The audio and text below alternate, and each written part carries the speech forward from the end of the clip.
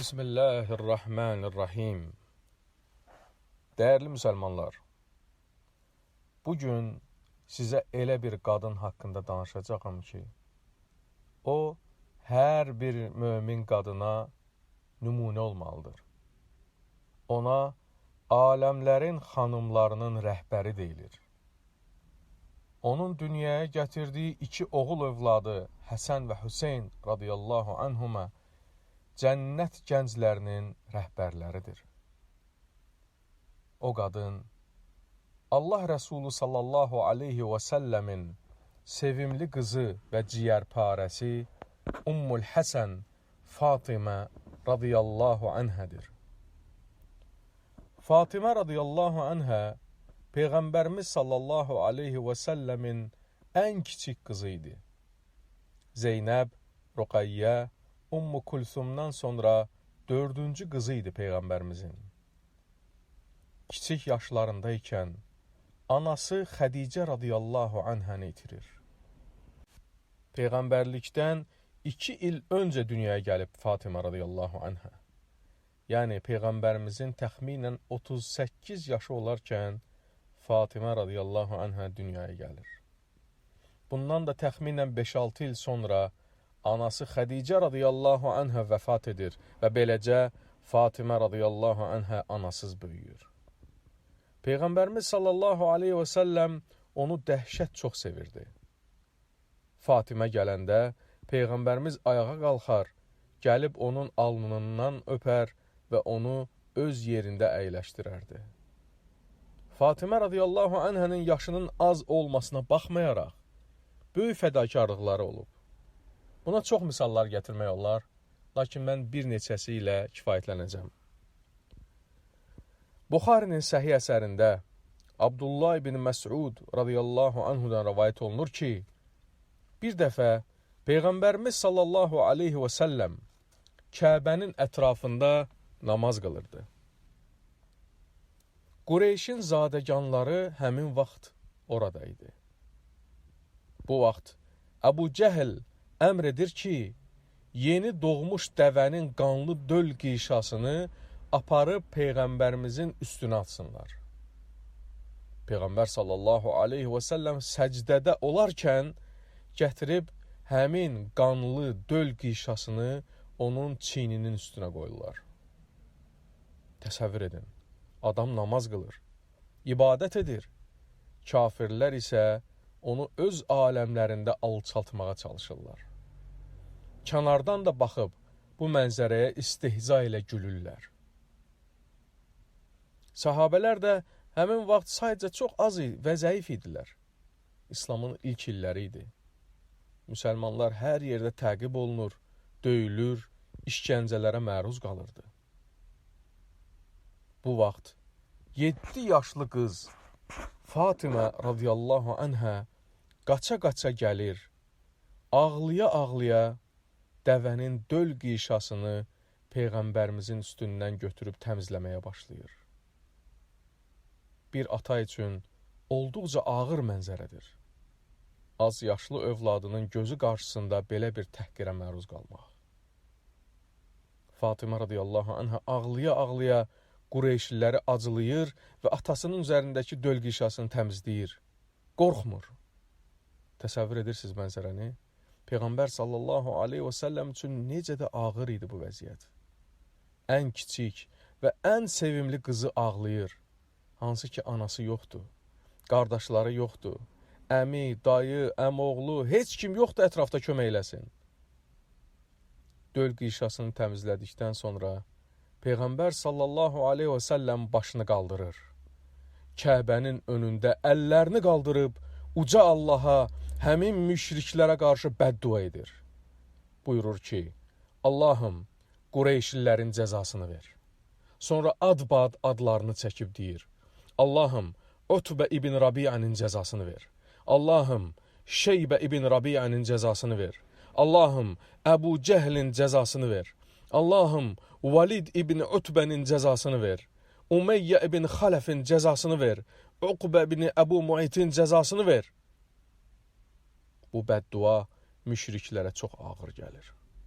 Onlar da bilirdilər ki, Kəbənin ətrafında dualar qəbul olur. İbn Məsud radiyallahu anhu deyir ki, mən Peyğəmbərin bəddua etdiyi adamların hamısının meyitlərini Bədir döyüşündə gözlərimlə gördüm. Fatimə radiyallahu anhə dünyaya gələndən çətinliklər görmüşdü. Qureyşlilər onun atasına qarşı mübarizə aparırdılar. Onu təqib edirdilər. Ona müxtəlif adlar qoşurdular. Deyirdilər ki, dəlidir, sehirbazdır, kahindir, zəmburdur və s. ləqəblər qoyurdular. Əziyyət verirdilər Peyğəmbərimiz sallallahu aleyhi və səlləmə və bütün müsəlmanlara. Onları evlərindən çıxartmışdılar. Mal mülklərinə əl qoymuşdular. Müsəlmanlara embargo tətbiq etmişdilər. Müsəlmanlar müşriklərin verdikləri əziyyətlər səbəbindən ilk əvvəlcə Həbəşistana hicrət edib köçürlər. Sonra Mədinəyə köçmək məcburiyyətində qalırlar. Və bütün bunlar az yaşlı Fatimənin gözləri önündə baş verirdi. Sonda özü də Mədinəyə hicrət edir, radiyallahu anhə. Onun özəlliklərindən biri odur ki, Peyğəmbər sallallahu aleyhi və səlləmin nəsli yalnız ondan davam etmişdi. Digər 6 övladından davam etməyib. Yalnız Fatimə radiyallahu anhədən. Həsən və Hüseyn adlı 2 oğlu və Zeynəb və Ummu Kulsum adlı qızlarından onun nəsli qiyamət gününədək davam edəcək. Fatimə radiyallahu anhənin bir çox fəzilətləri var. Onlardan biri budur ki, Hakimin Mustadrak əsərinə nəql olunan hədisdə gəlir ki, Fatimə cənnət xanımlarının rəhbərlərindəndir. Fatimə radiyallahu anhə cihadda da iştirak edib. Yəni, xanım olmasına baxmayaraq cihadda da iştirak edib. Bədir döyüşündə məsələn çıxıb mücahidlərə, müsəlmanlara su daşıyır, onlara kömək eləyir.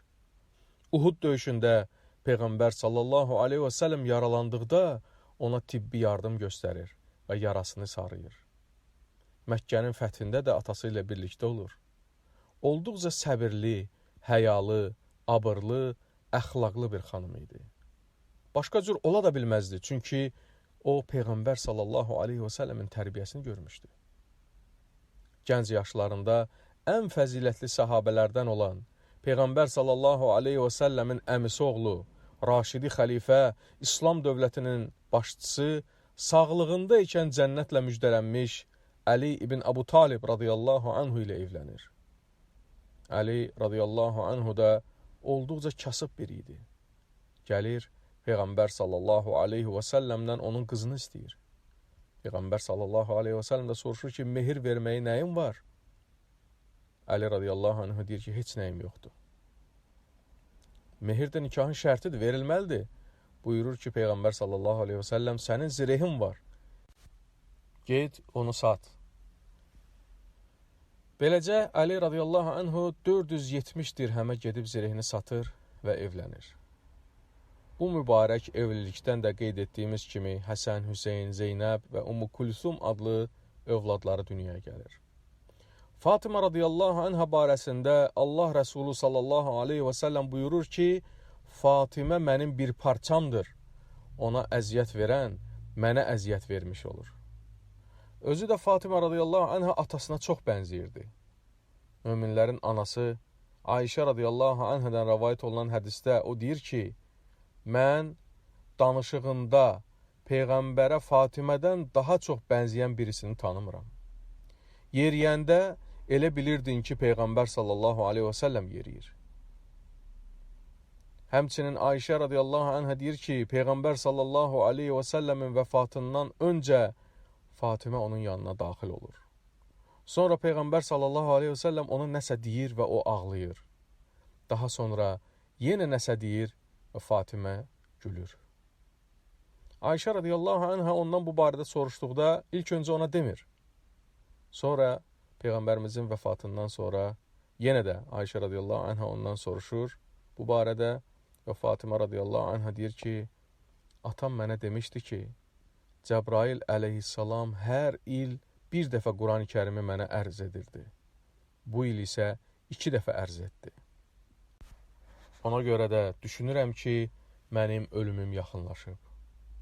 Ona görə də Allahdan qorx və səbirli ol. Bunu dedikdə mən ağladım.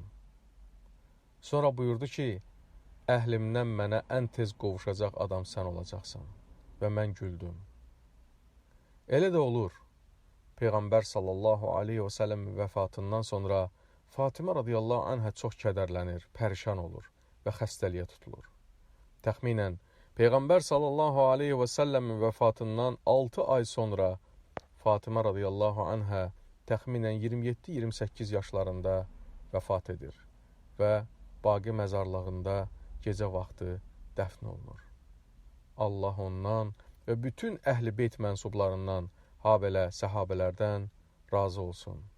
Amin. Vəlhamdülillahi Rabbil aləmin.